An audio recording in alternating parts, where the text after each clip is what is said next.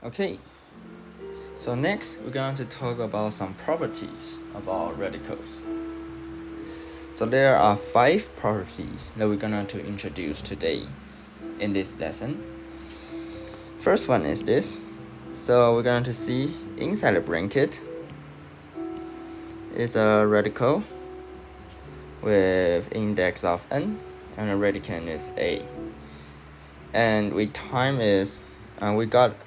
add a power to the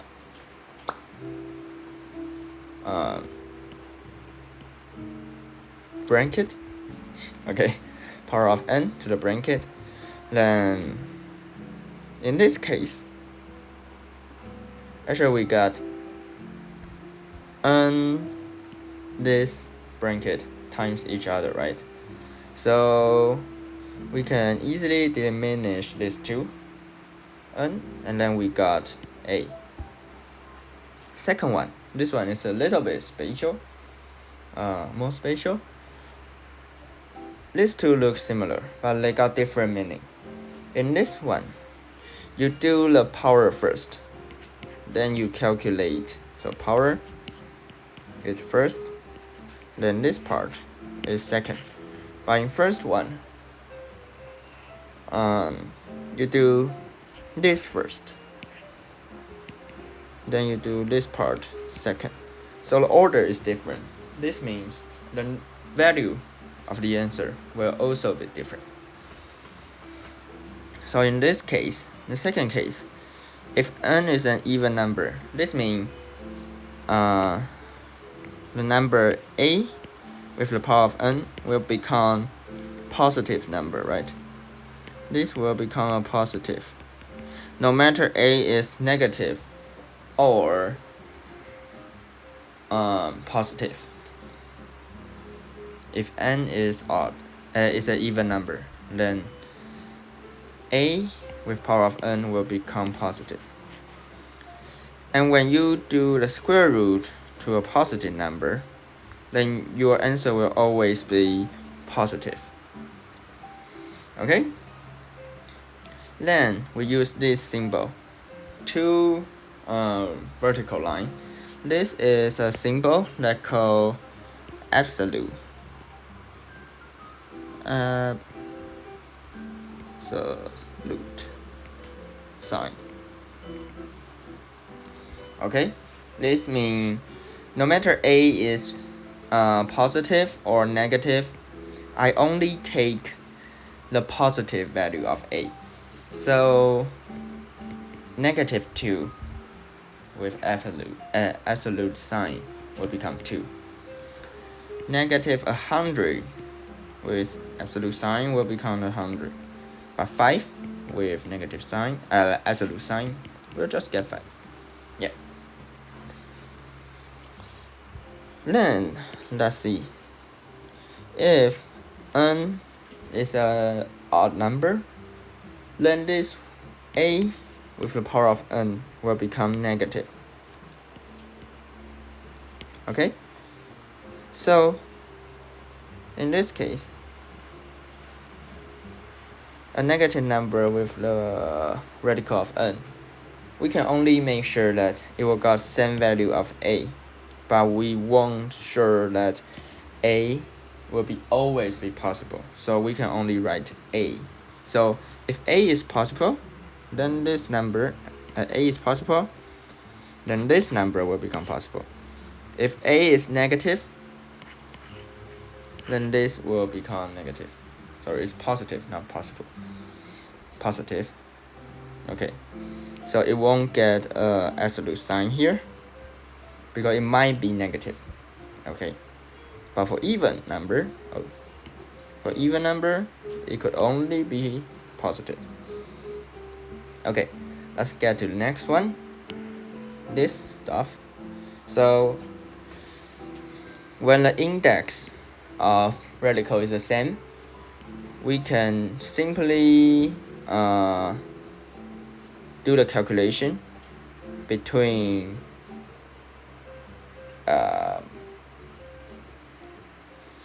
the radicands. But remember, only multiplication and division. Okay. multiplication and division. Okay, when it's addition or subtraction, it's not. They got different meanings. Okay, actually this is based on, we can rewrite this into this way: a with a with power of n 1 over n times b with the power 1 over n. So same, under the same exponent, we can simply write ab with the power of n 1 over n. Okay, this is why we get this, and we can write this back into this. Okay, let's move this upper. Here we got the similar thing. So just like what I said, multiplication or division here, they got the same result. Actually not same result, but yeah, you can do the multiplication and division if they got same index. Okay, but for division, be careful that b cannot be 0, or this number will become meaningless.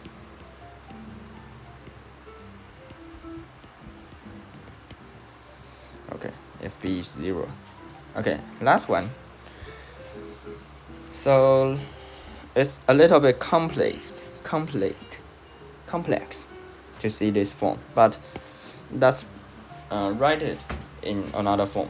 So the order of our calculation will be this first, and then this second. So we can rewrite it as a with 1 over n, and then what it does is 1 over n.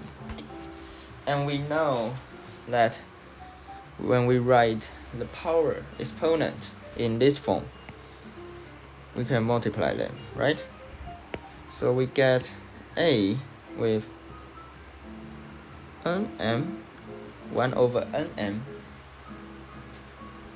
the power of 1 over nm, and then we can write it back to this form, a nm.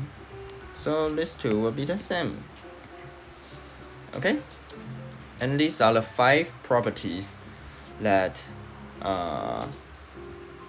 what's this called? Radical have. Sorry. Okay, then let's see some example here. Move this to here. So first one, we got a square root of 1,000. So we know square root, we got 2 at here, right? So actually we got to find the 2 roots. Understand? So we separate 1,000 with 110. Okay, with same index, we can split them or combine them. And we know that 100 here is 10 square, right? So we could rewrite it as this: 10 square and times 10. Therefore we got 10 square root will become 10, right? Actually it's absolute number of 10, but this is 10 still, so just write 10, and we got 10 square root, 10 times 10 square root, 10 times 10 square root of 10. Okay, next we got square root of 128. Okay, so we know that 64 times 2 will become 128, right? So divided by 2, we'll get 64. Then since we got this, we know 64 is 8 square, right? So actually what we can do is we split them. 64 times 2. They are all in the square root box. Then we write square root of 8 squared times square root of 2. We can get 8 times square root of 2. Then we got the answer. Okay? And for C, it's 2 square root of 2 times square root of 18. Okay? So let's combine them. 2 times 18 will become 36. Sorry, 36. And the square root of 36. We know 36 is 6 square, right? So, since this is 6 square, we can write square root of 6 square. And then we can get 6 for the answer. Okay, let's keep moving on.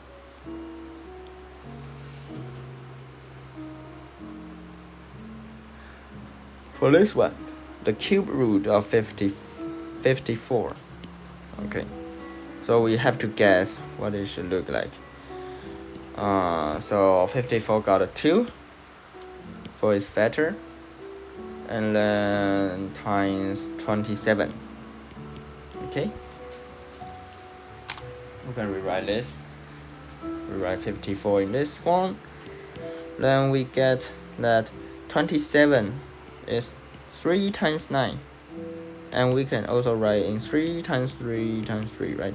Because 9 is 3 square. So we got 27 is actually 3 with power of 3. Good, and that fit.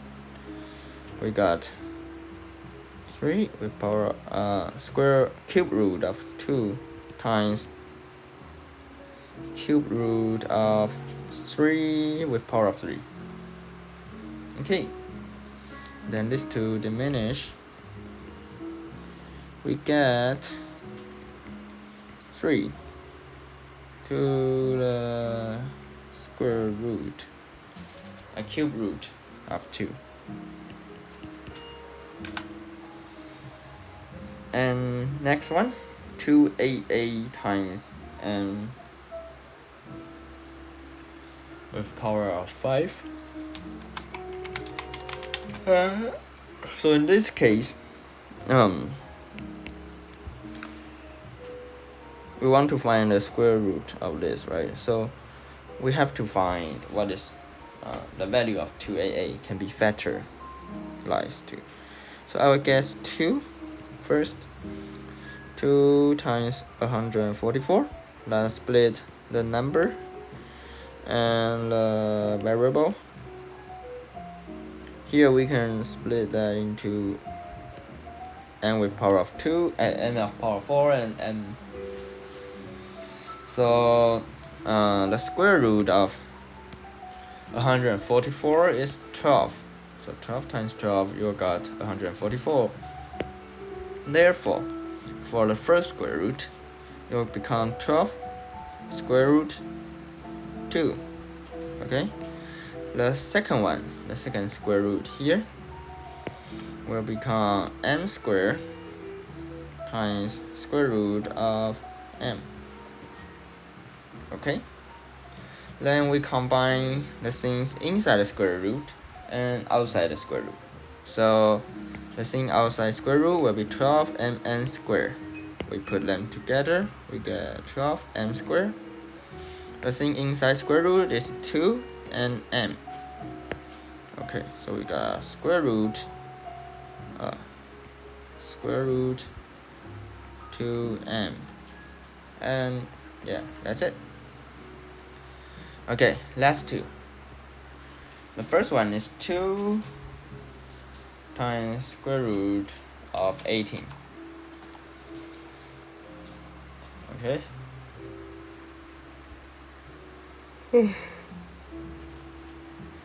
So let's see.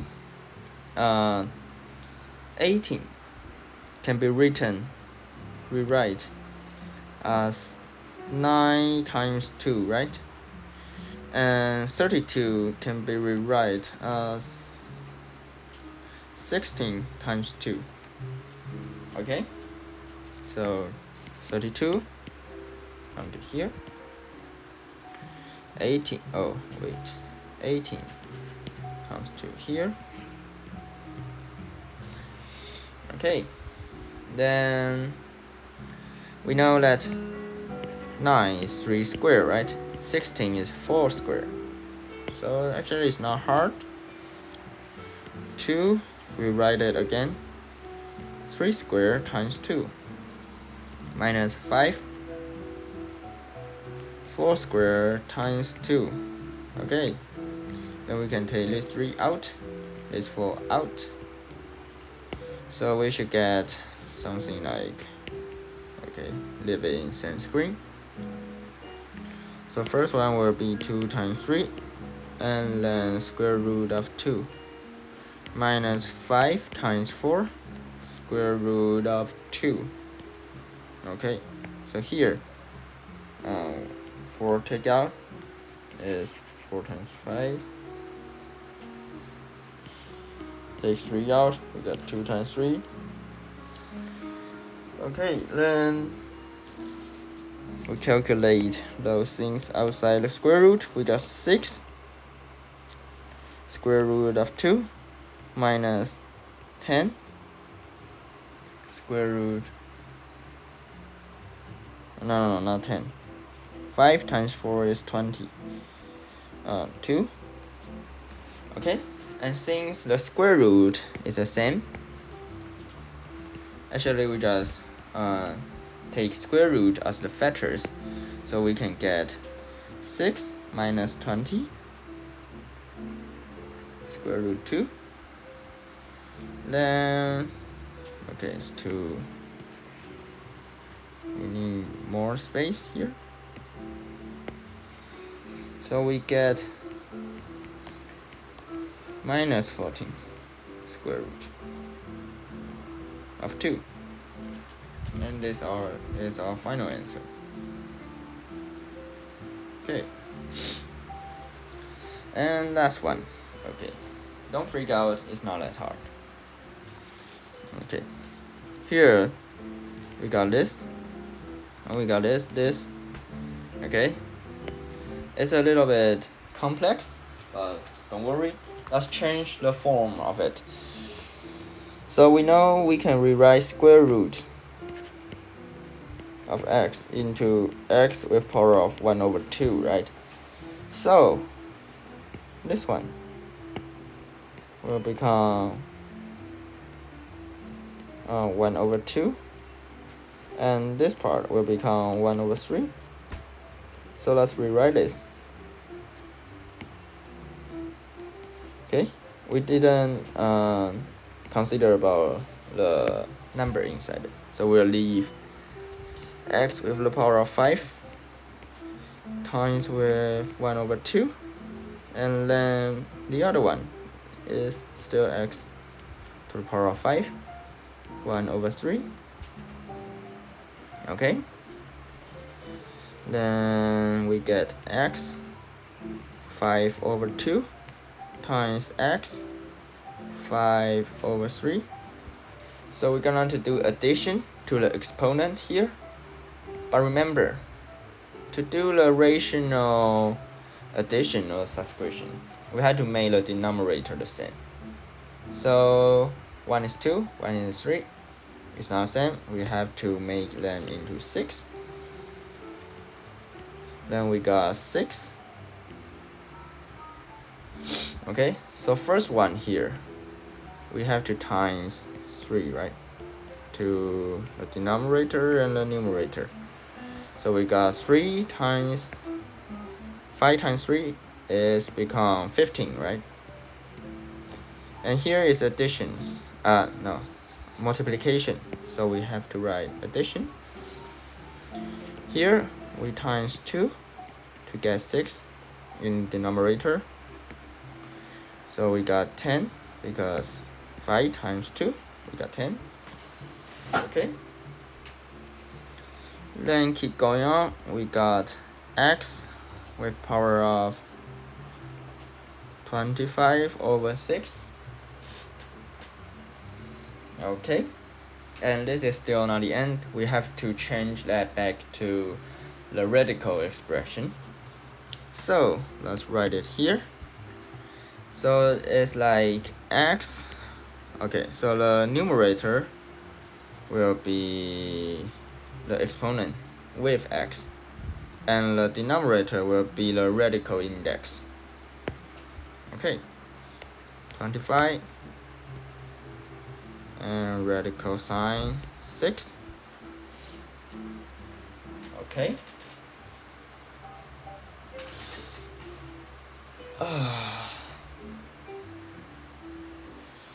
So what can we do?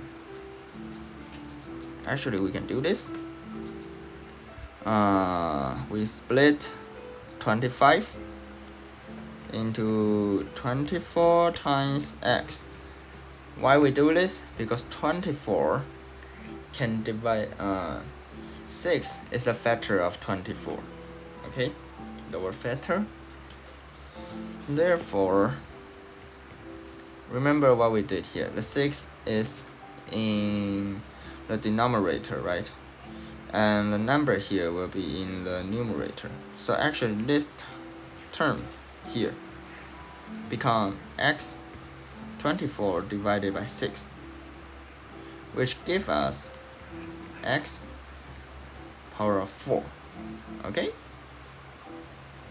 then we get x power of 4. We can take it outside and inside. Okay, so this we use multiplication to connect them, or it will lead to some misunderstanding. And x, the fifth root of x, and here is our answer. Okay, so let's draw a line to separate the area here. Oh shit, sorry.